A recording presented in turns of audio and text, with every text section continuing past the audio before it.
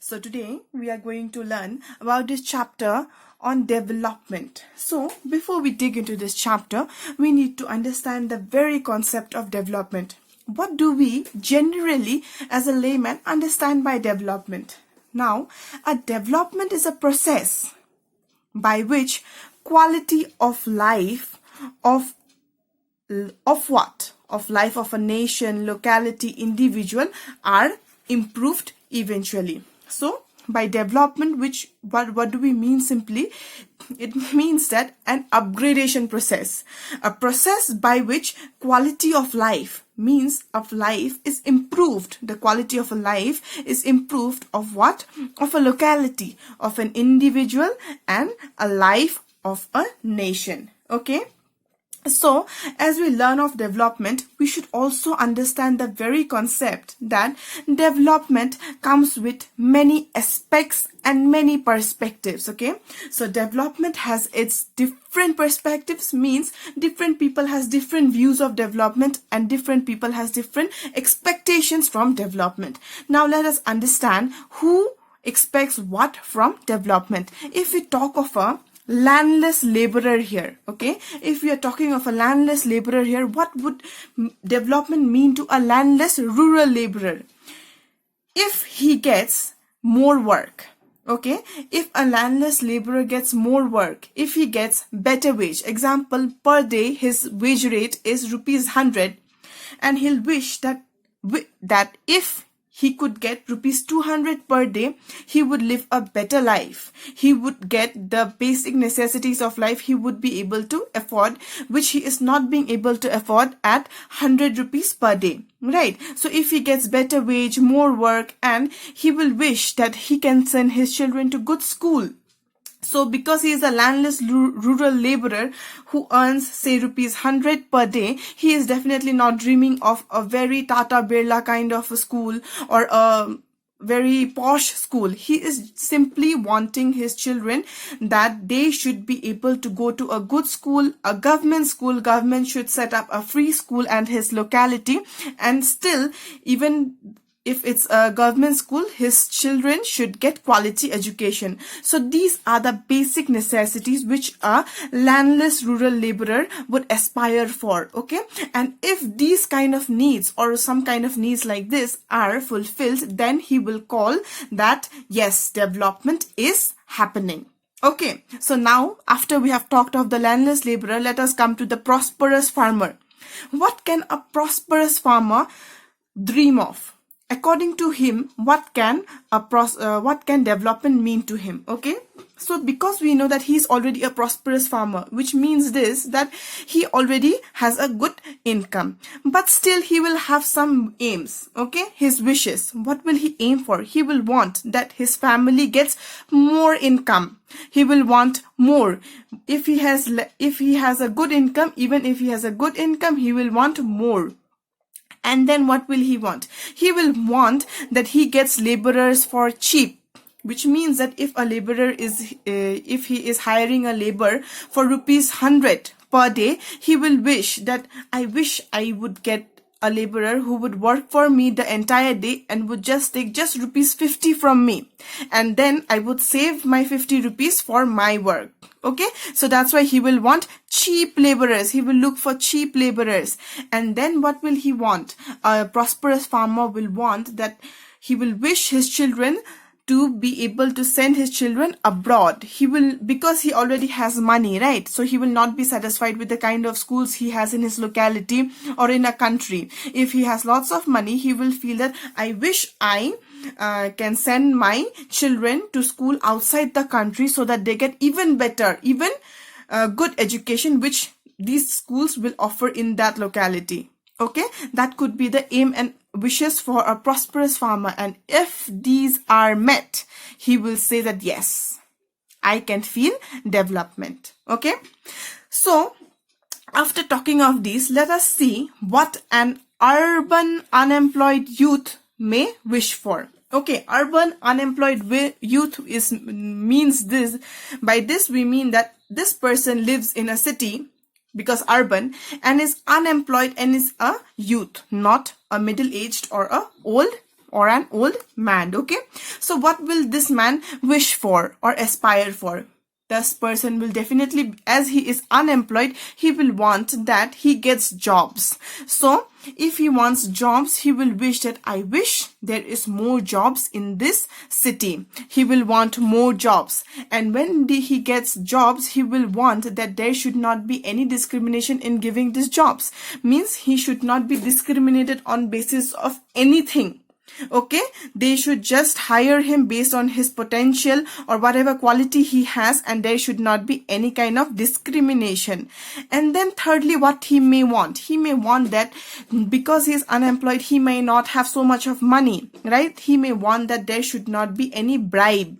Okay, the officers or the the company should not ask for bribe from those people, and he easily is able to get into the job. Okay, and after he gets all these things, he will wish that he should get good salary. Okay, that could be the aims and wishes for an urban unemployed youth. He will want more jobs, no discrimination, no bribe, no salary, or more, or like something, this kind of wishes and aspires could also be there, but this could be the basic things. And if he gets job, and if he is not discriminated, if his officers do not ask for bribe, and still he gets a good salary, then this urban unemployed youth will call this as development. So one thing we must have noticed so far is this, that what is common in all the three people. Okay, the three people which we talked about, unemployed youth, okay, who is in the city, who lives in the city, a prosperous farmer, and the landless laborer, what is common in them? The common thing which they all have is this, that they all want more work. They all wanted more work, rise in wage, means more salary, and decent price of product. He wanted decent price of product, which means this, that the prices of goods and things, needs which they will be buying, they should not be highly priced. It should be priced in a decent rate, so that they can save money whichever they earn, and eventually they all get more income. The one thing which was common in all of them was that they all wanted more income. But sometimes we see that more income or even successful people who are wealthy enough, they also face depression. They are also not very happy because of their work, or they are not happy about their life. Why is it so? If income was everything that could make a person happy, why is it that most societal cases are belong to like rich businessmen? Why is it? It is because money can buy only materialistic things, but there are also many non-materialistic things which are also equally important, and sometimes more important than income in human life. Okay, so those non-materialistic things comes under the other forms of development. So when we talk about the other forms of development, what are they? They are equality. People not only want money, they also want to be treated equally. Okay, they want equality. They want respect. This respect cannot be earned by any amount of money. Okay, you cannot buy respect. One has to earn respect.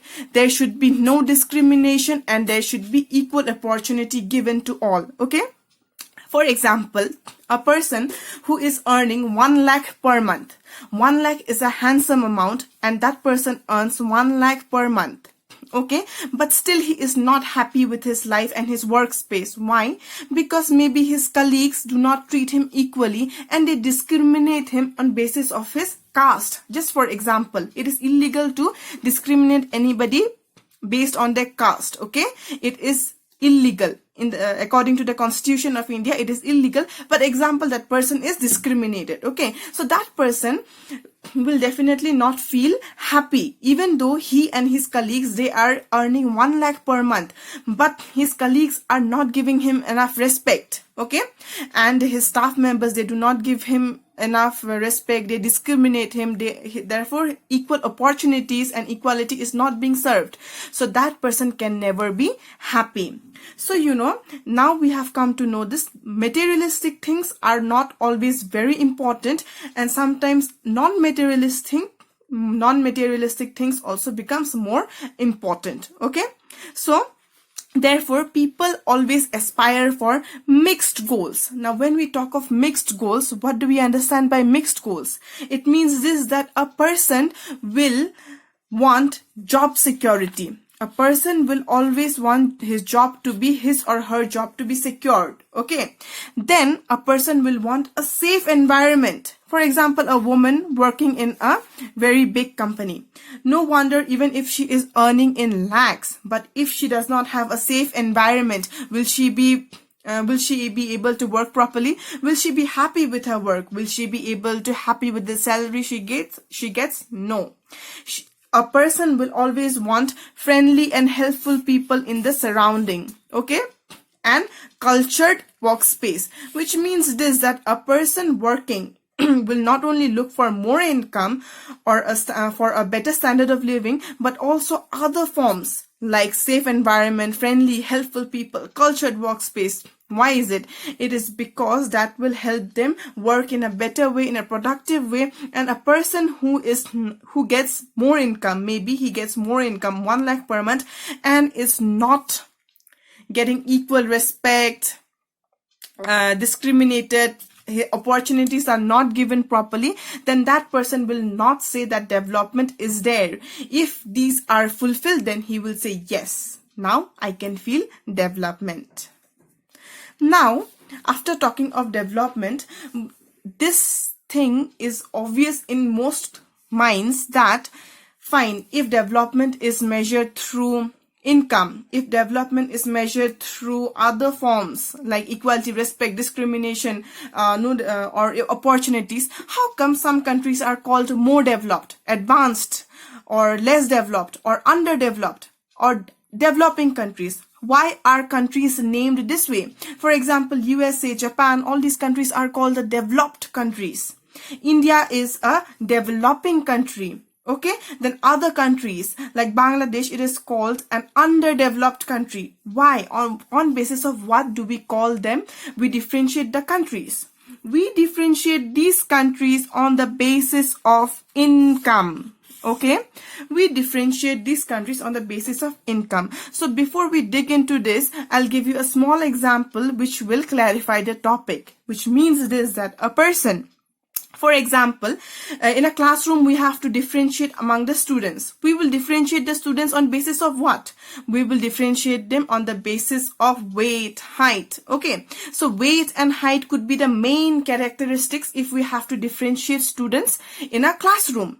So similarly, if we have to differentiate one country from another, we will differentiate them in the because of this important characteristics, which is income. So income is a important characteristics of development. Okay, so it is considered that a country which has more income is more developed. Obviously, it is very true, a country which is more wealthy is more developed. Why? It is because that country can afford all the basic amenities for its citizens. A country which has enough and plenty of money will get as many hospitals as wanted and required, schools, proper infrastructure, and that is going to develop the country even more.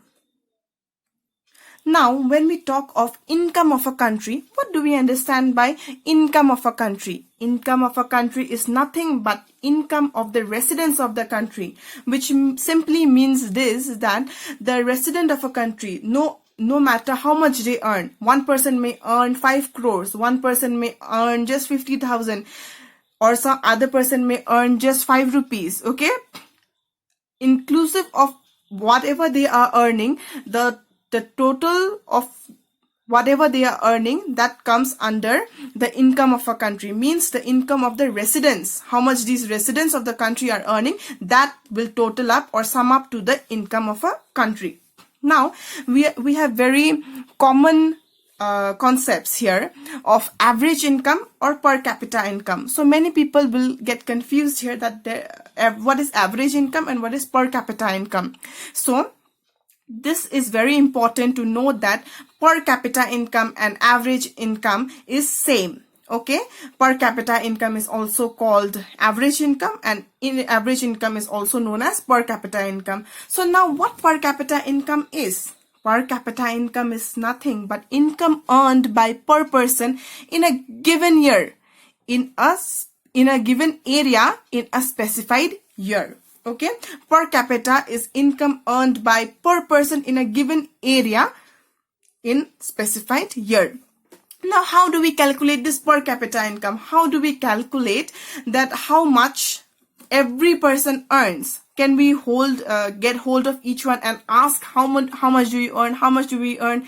Is it possible? No, that way it is not possible. So because of that, we have a very important formula to calculate the per capita income or the average income. So what the formula is we divide total income of a country by the total population of the country. For example, total income of a country is 10 rupees.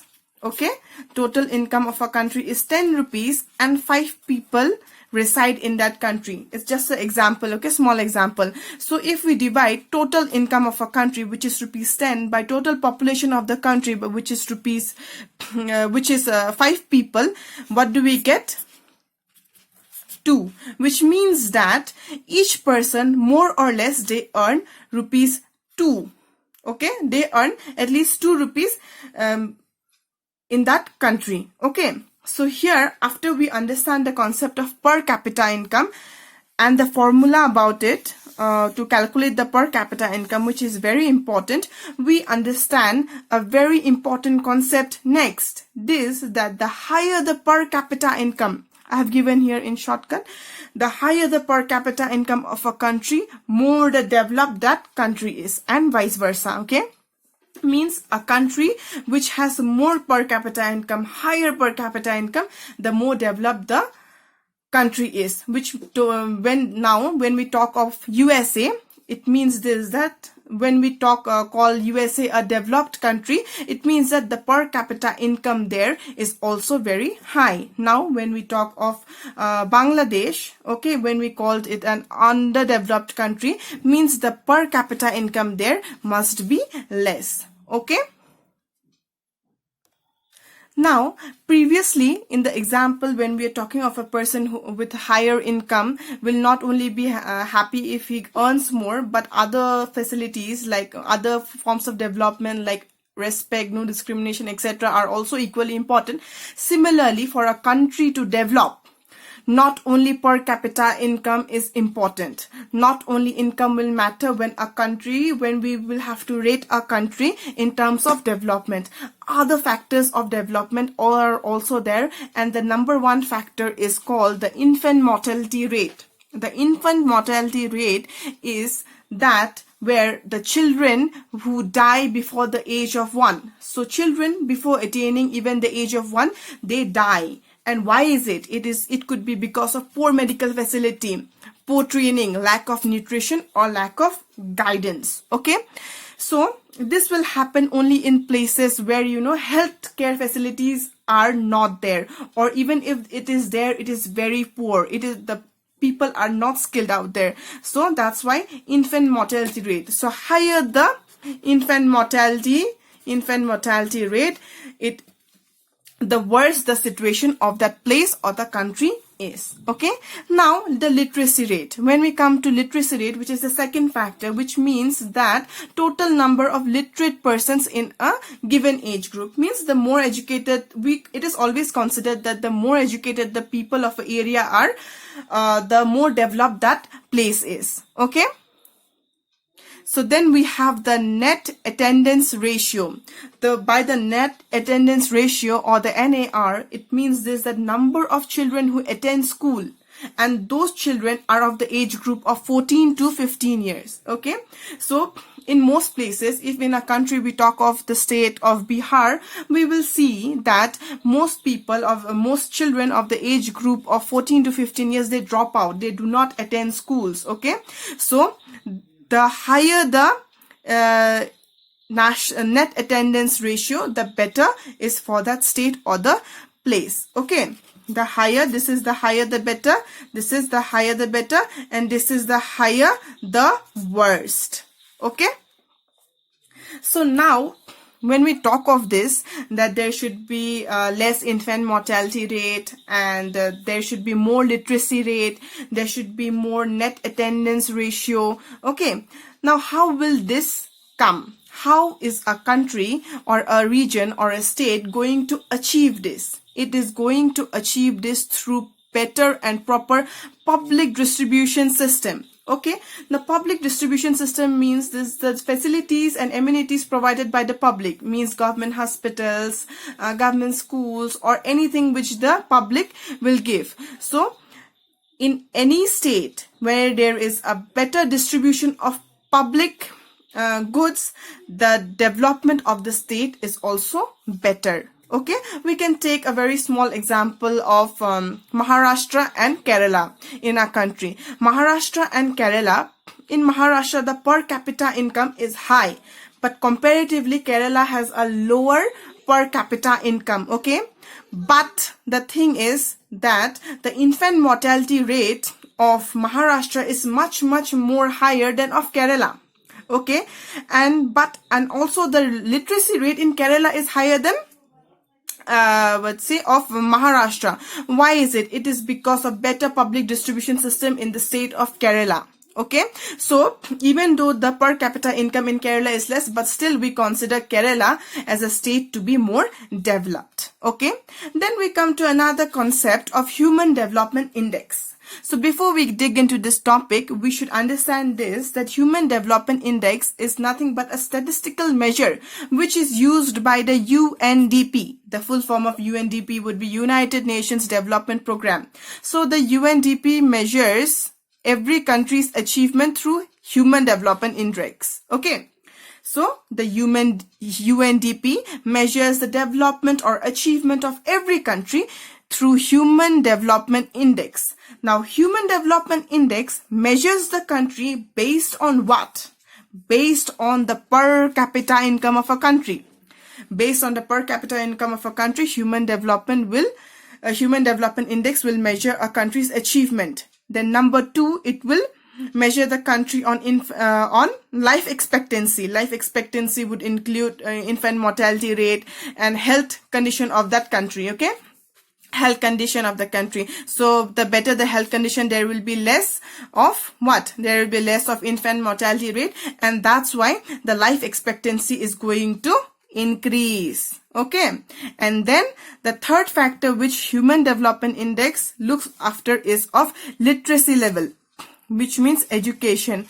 The more literate people in a country, the better ranking Human Development Index will give to the country. So according to the 2019 report, out of 189 out of 189, India ranks 129. Okay, the number of India is not that good. Okay, because our countries like of Sri Lanka and other countries, they have better position, but even though they are smaller than India, but still India is a developing country, so we expect better positions every year, because in 2018 India ranked 130. So in 2019, according to 2019's report, India ranks 129th position, which is 1 place better than previous year.